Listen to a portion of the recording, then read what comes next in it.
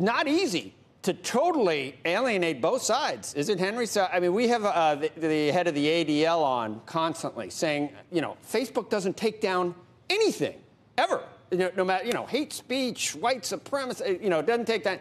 Now, go to the other side, and you really have got everybody upset on that side with this whole, what do we even call this thing now? Lapgate or something? Do you have a name for it, Henry? I don't even know what to call it.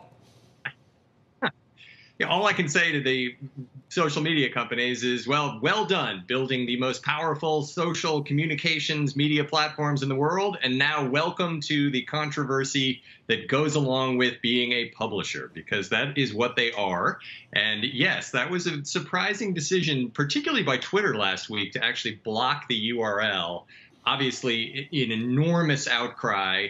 Maybe they will be dragged in front of Congress and beaten up, and we'll see what comes of this. I think the general picture is that for the last 5 years, most of the social platforms, including YouTube, have been increasingly raising the bar on the kind of editorial and content that can appear on the platforms, and I think that will continue. There's a long way to go, and the question obviously is, what does Congress do? Do they suddenly eliminate the Section 230 exemption? If so, how long do the companies have? What are they going to have to do particularly? A lot of questions will come from it. But I think the broader story is they're going to get in, the bar is going to increasingly be raised as to what can be published.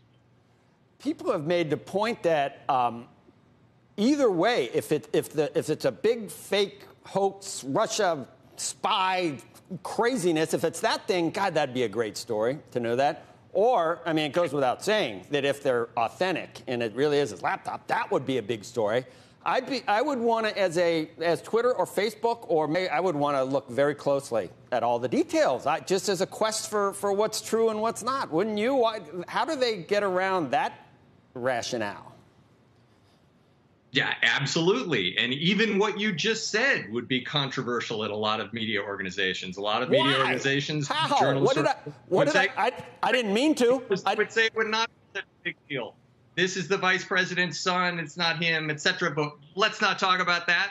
But yes, it is incredibly complicated. And the idea that Twitter is actually going to have their own team of fact checkers go deep into a story published by another news organization, CNBC, New York Times, Fox News, before they allow transmission of that URL, that would be a huge hurdle for them. And I think it's why they reacted so quickly and said, whoops, we screwed up. Sorry about that. We're just going to put language on tweets going forward. But even that, 3 or 4 months ago, even then they didn't even do that. And now they're regularly putting language on tweets. And so they are, whether they want to be or not, they are media distributors. They have long had lines around pornography and drugs and things like that. Now the lines are going to get even higher. And eventually they will start to approach the lines that cable networks, newspapers, family newspapers, and others have always had to deal with. And it's tough, as you've just pointed out, Joe. Shepard Smith here. Thanks for watching CNBC on YouTube.